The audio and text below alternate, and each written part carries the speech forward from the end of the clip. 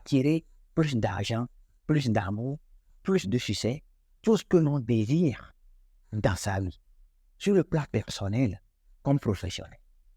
Comme vous l'aurez compris, aujourd'hui, dans cet épisode, nous allons redécouvrir ensemble la loi de l'attraction, mais aussi découvrir l'une des deuxièmes des lois qui lui permet d'être à son plein potentiel. Mais n'oubliez pas, à travers ces deux lois résident d'innombrables lois que je vais toucher de près ou de loin. Alors, soyez bien concentrés, car ça va être hyper rapide. Sur ce, on est parti. La vérité est que lorsque l'on parle de la loi de l'attraction, on a l'habitude de croire que cela se fait par facilité ou cela se fait par magie. Non. Malgré sa simplicité, il réside un grand travail en arrière que nous devons faire en ce moment. Sinon, nous n'aurons pas ou nous n'arriverons pas à attirer vers nous tout ce que l'on souhaite de bon ou de mauvais dans cette vie. Alors, je suis désolé de vous étonner, mais tel a été mon cas lors de mes recherches, lors de mes lectures, pour pouvoir comprendre réellement comment elle fonctionne. Alors, avant de commencer, nous devons comprendre réellement ce qu'est la loi de l'attraction. La vérité est que si nous voulons comprendre réellement exactement ce qu'est cette loi, nous allons y passer des années sans pour autant l'approcher de près comme de loin. Du coup, pour ma part, ce que moi j'en ai retenu est que la loi de l'attraction est le fait que nous attirons vers soi tout ce sur quoi nous concentrons notre attention, tout ce à quoi nous pensons, tout ce à quoi nous imaginons. Ce qui revient à dire que nos pensées deviennent réalité selon le processus de la création, qui est la loi de l'attraction. Mais comment l'on peut attirer vers soi ou comment nos pensées peuvent devenir réalité? Comment nos pensées peuvent se transformer à leur équivalent physique? À cette question, il n'existe qu'une seule réponse. Le monde dans lequel nous vivons est énergie. Ce qui veut dire que tout ce qui la compose est aussi énergie. Étant donné que nous sommes des êtres ou des choses qui font partie de ce monde, cela veut dire que nous aussi, nous sommes énergie. Étant donné que tout ce qui la compose, tout comme nous, est énergie, ce qui veut dire que l'énergie attire vers soi son équivalent qui devient réalité pour nous. Ça, c'est de la science pure et simple. L'énergie attire vers soi son équivalent. Ça, c'est de la science. Du coup, maintenant que nous savons comment la loi de l'attraction fonctionne, comment peut-on le mettre en pratique? Pour la mettre en pratique, cela, c'est un processus de création, dont la première étape consiste à demander. La vérité est que, comme le dit si bien l'un de mes grands mentors, David Laroche, la qualité de notre vie dépend de la qualité des questions que l'on se pose. Ce qui veut dire, pour demander à l'univers tout ce que l'on désire, l'on doit savoir au premier abord ce que l'on veut. L'on doit savoir au premier abord ce que l'on désire. À tel point que, lorsqu'on nous réveille à 3 heures du matin et on te demande, Roser, what do you want? Tu peux dire avec fierté ou avec sérénité que je veux ci, je veux ça, je veux ci, je veux ça. Et c'est la seule des façons pour que l'univers nous réponde de façon précise, claire et nette. Parce que si nous ne savons pas ce que nous voulons, comment nous pouvons vouloir que on nous réponde notre goût? Si tu ne sais pas ce que tu veux, comment tu peux aller demander de l'aide? Ça n'arrivera jamais. Si tu veux aller demander de l'aide, tu dois savoir au premier abord ce que tu vas aller demander à la personne. Tu dois savoir ce que tu vas aller demander à la personne. À travers mes recherches ou à travers des livres que j'ai lus ou à travers la vidéo, ce que j'en ai compris est que la première étape de l'accomplissement de tout succès sur le plan personnel, comme sur le plan personnel, nous devons identifier clairement ce que nous voulons d'avoir. Vous devez définir clairement vos objectifs. De telle sorte que vous allez le mettre autour de vous, autour de vous, autour de vous. Vous devez le mettre, c'est-à-dire à des endroits où vous avez l'habitude d'aller journalièrement, quotidiennement, pour que vous puissiez concentrer votre imagination, votre intention là-dessus. D'en réfléchir et devenir riche. De Napoléon Hill, il nous disait que nos pensées tendent à devenir réalité par le processus de l'autosuggestion. Ce qui veut dire que si nous avons une pensée en tête et que nous avons l'habitude de le répéter en boucle en tête, cela finit par devenir réalité. Parce que l'on est en train de demander à l'univers par le processus de la création. Parce qu'on est en train de demander à l'univers par notre imagination. Comme je le disais, nous sommes énergie.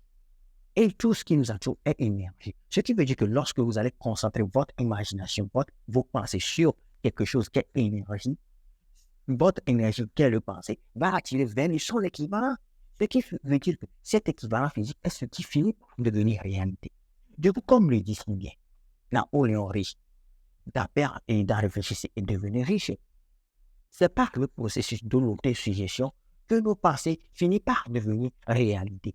Mais vous devez définir clairement ce que vous voulez. Vous devez savoir clairement ce que vous désirez, à tel point que vous allez y penser sans cesse. Et c'est de cette seule façon-là que la nature va vous répondre. Comme je l'ai dit au début de l'épisode, dans les deux lois qu'on va découvrir aujourd'hui, il existe deux tout petites lois qui y sont associées. Dans cette loi-là, on a la loi du désir, que je viens de dénoncer. Du coup, une fois que vous savez ce que vous voulez, vous devez le désirer au point que vous devez tout faire pour l'accomplir. Et la seule façon pour nous de le faire est d'y concentrer notre imagination. Maintenant, une fois que vous savez ce que vous voulez, réellement, à tel point que lorsqu'on vous réveille, vous pouvez le dire à 3 heures du matin, à 4 heures du matin. Parce que si demain, vous décidez de prendre la mer avec votre bateau, sans pour autant savoir où vous allez, à chaque, arrivée de vague, vous serez dirigé dans n'importe quelle direction.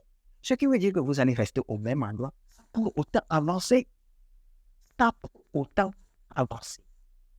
Du coup, une fois que vous avez fini par définir ce que vous voulez réellement, et commencez par demander à l'univers, en le mettant écrit sur un papier, en la déposant dans des endroits que vous avez l'habitude de fréquenter. La deuxième des étapes du processus créatif consiste à y croire. Dans penser et, la puissance de la pensée positive de Norman Vincent Peale, il nous disait que si vous espérez le meilleur, vous obtiendrez toujours le meilleur. Si vous espérez le meilleur, si vous attendez le meilleur, vous aurez toujours le meilleur. Ce qui veut dire, une fois que vous avez commencé par demander, vous devez y croire à tel point que cela est déjà devenu réalité. Ce qui veut dire que si par exemple, vous décidez d'acheter une nouvelle voiture, vous devez construire un garage dans lequel la voiture en question va rester. Parce que si vous construisez ce garage, vous montrez à l'univers que vous y croyez fermement. Et il fera tout son possible pour vous permettre d'acheter cette voiture. D'acheter cette voiture que vous voulez tant acheter. Vous devez y croire que c'est déjà réalisé et faire agir en sorte que cela, c'est déjà. Je ne sais pas si vous comprenez. Je ne sais pas si vous comprenez. Mais ce que moi j'en ai retenu est que la foi, comme le dit si bien l'un de mes grands mentors, Bob Proctor, est ce qui permet aux gens qui ont la foi d'avoir ce que les gens ordinaires trouvent impossible. Je ne sais pas si vous comprenez. C'est la foi qui vous permet de voir les trucs que nous ne pouvons pas voir à l'année. Que nous ne pouvons pas voir. Dernièrement, j'ai voulu acheter une nouvelle ordinateur. Je l'ai manifesté parce que j'en ai acheté un. Je vais vous la montrer.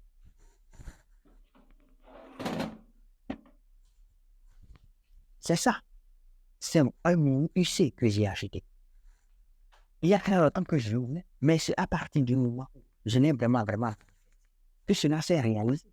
Ce qui veut dire que ce sont des trucs que moi-même jamais mis en application, que je suis en train de vous dire. Vous devez y croire à tel point que cela s'est déjà réalisé. Il nous faut une foi qui peut déplacer les montagnes. Parce que lorsqu'on s'attend au meilleur, on a toujours le meilleur. Ou, si vous croyez que c'est quelque chose d'irréaliste, selon la loi de Murphy, lorsqu'on s'attend au pire, on a toujours le pire. Selon ces principes, c'est ça. Parce que dans la vie, vous attendez toujours au pire. Vous attendez toujours au pire. Je vais manquer d'argent, je n'aurai pas d'argent, ou il n'y a pas d'argent.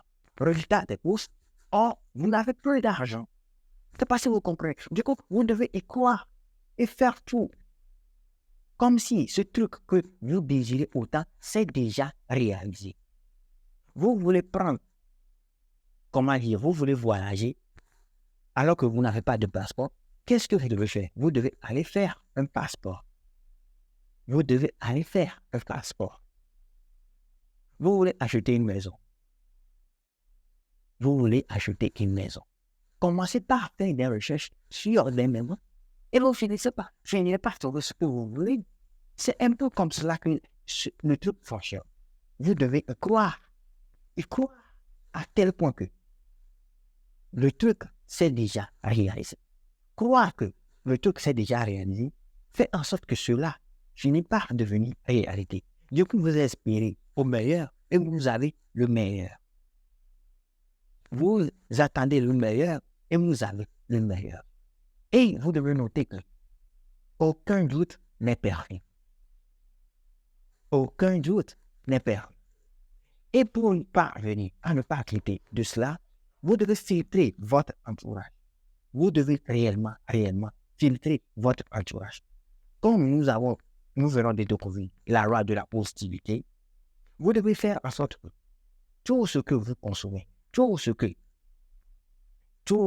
vous avez dans votre entourage agit sur vous de façon positive pour vous permettre d'avoir ce que vous voulez, d'atteindre ce que vous voulez.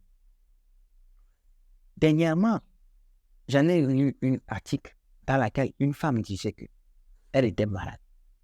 Mais pour guérir de sa maladie, elle a entendu parler de la loi de l'attraction. Et comme elle s'attendait au meilleur, elle a fait en sorte que son environnement lui soit positif. Et pour cela, il a fait sortir de son environnement tous les trucs qui vont lui faire comprendre qu'elle était malade. Qu'est-ce qu'elle fait de ses journées? Elle ne fait que rigoler, être en joie, jouer avec ses enfants. Et le résultat des courses. Elle a été finalement guérie de son maladie parce qu'elle s'attendait au fait qu'elle soit guérie. Je ne sais pas si vous comprenez. Du coup, vous devez y croire et faire en sorte que tout ce que vous allez consommer, tous les gens que vous allez consommer, tous les trucs que vous allez avoir dans votre environnement agissent de façon que vous l'obtenez. La dernière des étapes du processus créatif, c'est le fait de recevoir. C'est le fait de recevoir. Recevoir rejoint un peu ce que je viens de dire. Si vous voulez une voiture, vous devez construire un garage. Le garage dans lequel la voiture que vous voulez va venir se garer. Vous devez agir en sorte que ce que vous voulez, c'est déjà réalisé. Et pour parvenir à cette calme, à cette lâcher-prise, à cet détachement de ce que l'on veut, parce que vous devez comprendre ceci. Tout ce que l'on poursuit finit par une fuir à du ténèbres. Le succès, la réussite, la richesse est ce que nous attirons par la personne que nous devenons. Du coup, pour recevoir les trucs que nous voulons, nous devons devenir quelqu'un d'autre. Pour avoir une nouvelle voiture, vous devez construire un garage. Ce que vous a dit que vous avez changé. Vous voulez voyager, vous devez faire un passeport. Vous voulez réussir, vous devez mettre en place des actions qui vont vous permettre de réussir.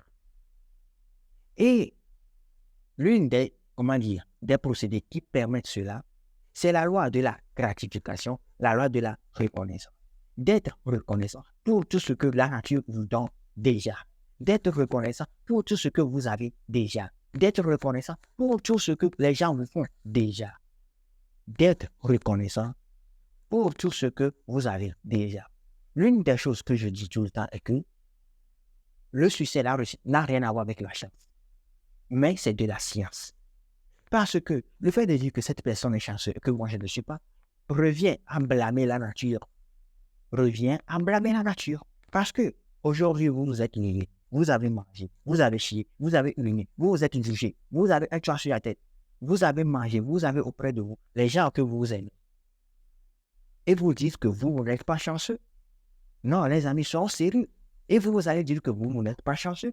Alors que dans cette vie, certaines personnes sont parties, on ne va plus les voir. Malheureusement comme heureusement. Certaines personnes sont réveillées ce matin, mais n'ont pas trouvé à manger, n'ont pas trouvé à boire. D'autres personnes n'arrivent même pas à manger comme nous mangeons naturellement.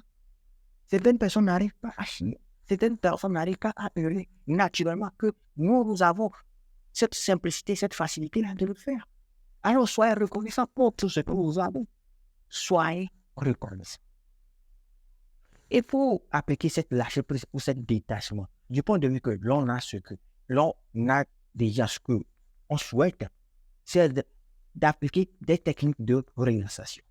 Que ce soit le fait de la méditation ou le truc qui vous relaxe, faites-le. Faites-le.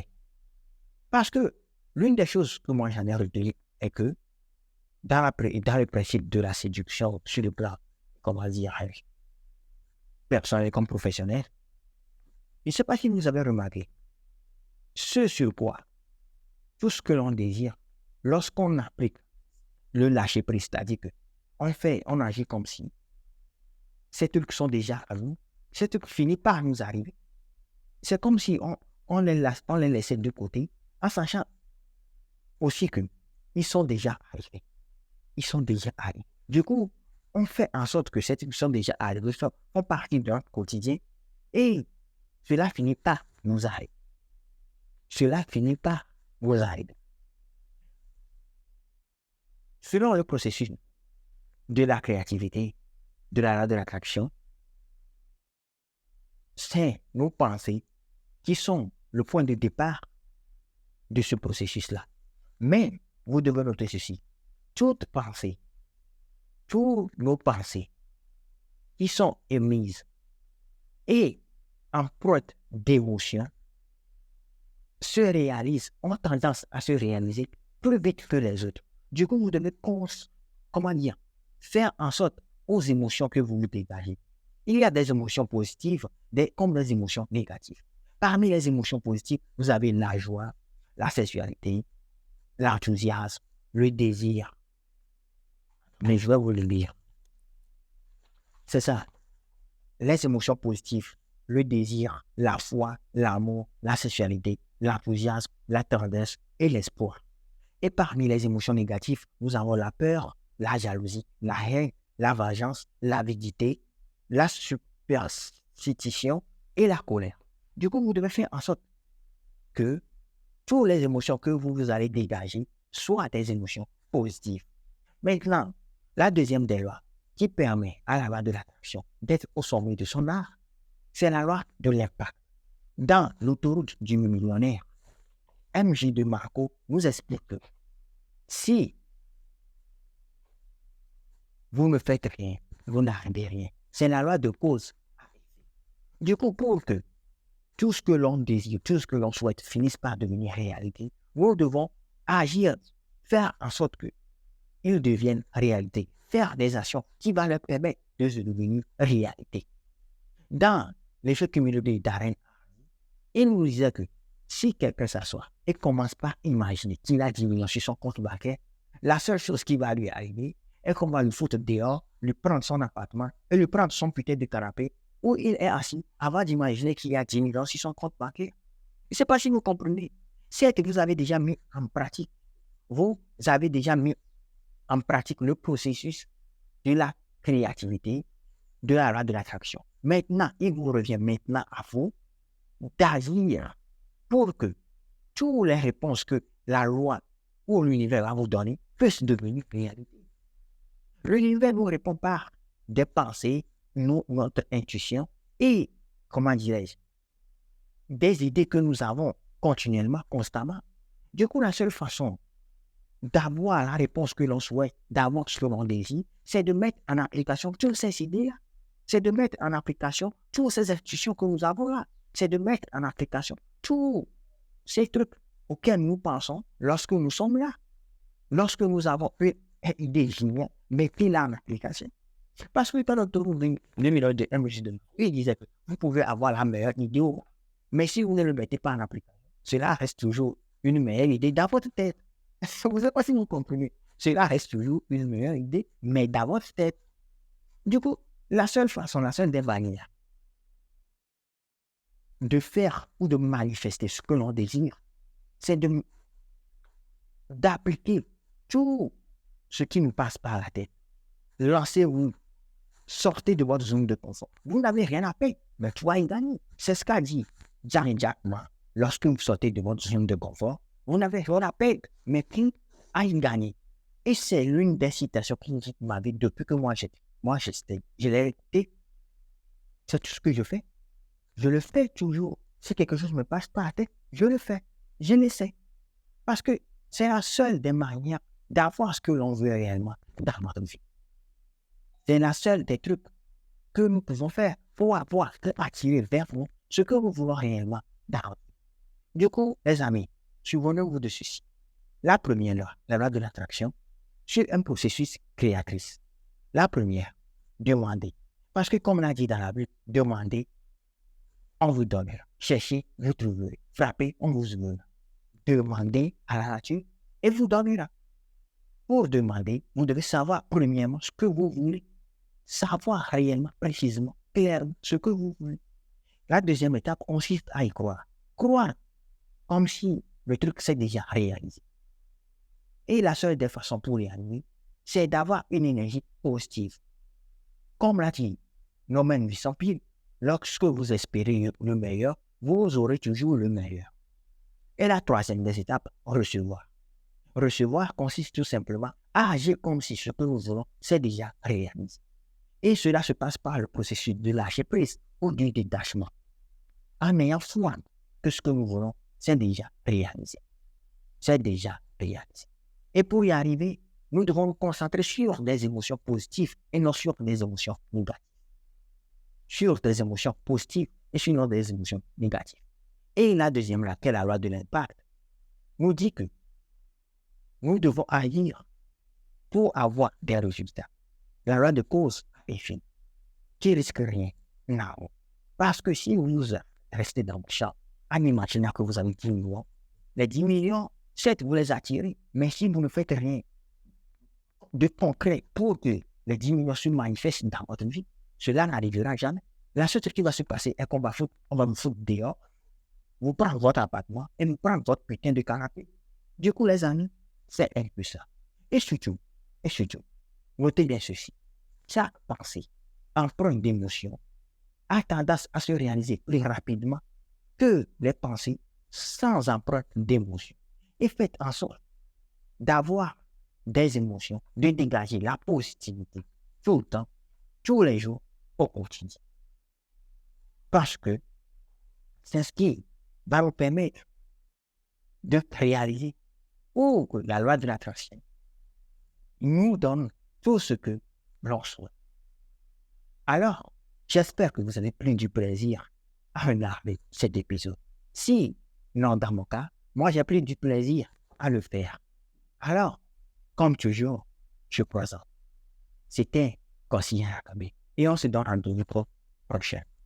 Merci.